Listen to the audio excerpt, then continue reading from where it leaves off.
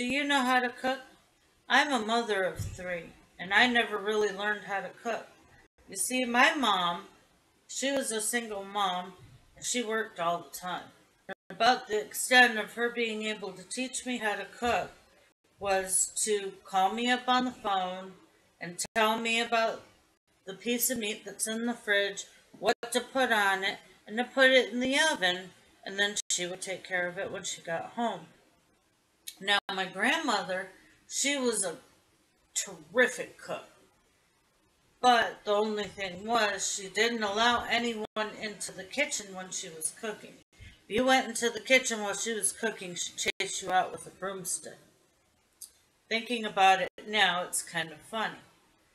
Now, I'm a mother of three. I have a 2-year-old, a 3-year-old, an 8-year-old with ADHD and bipolar, and I have a husband that's diabetic.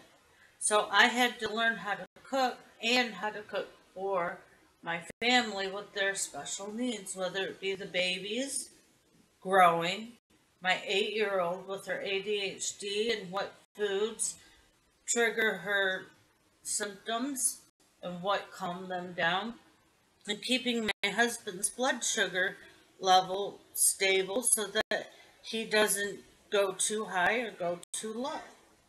Do you know what the benefits of cooking at home are? There are many, many benefits of cooking at home, such as saving money. You can go to the store, buy an $11 steak that you would easily pay about $20 or $30 at the restaurant. You can learn how to be creative on your dishes, and you can be very rewarded when everyone thinks your meals are absolutely beautiful and they love eating them. And I think one of the most important things is knowing what's going into your food. In a restaurant, they may put different things in their food and their spices that you may not like or you may not be able to handle. In fast food, they definitely put a bunch of chemicals into their food. I'm going to tell you how important it is to learn how to cook, especially when you have a family with special dietary needs. What are some reasons that people don't cook?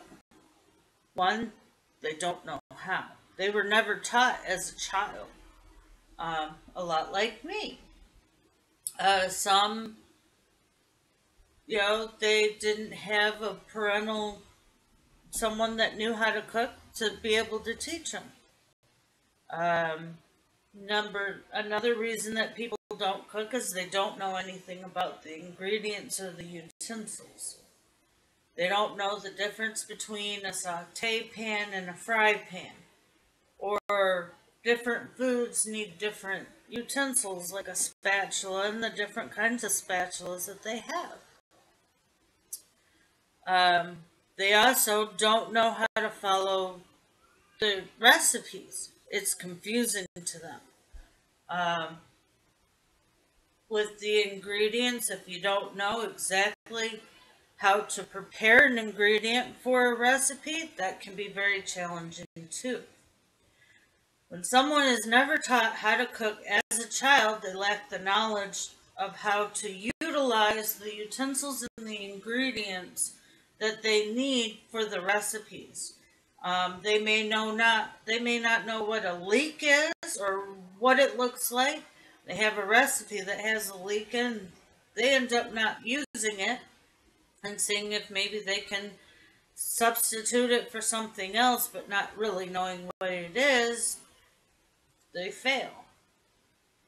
Using the correct foods and knowing what foods to avoid while cooking for a family with different needs is very important.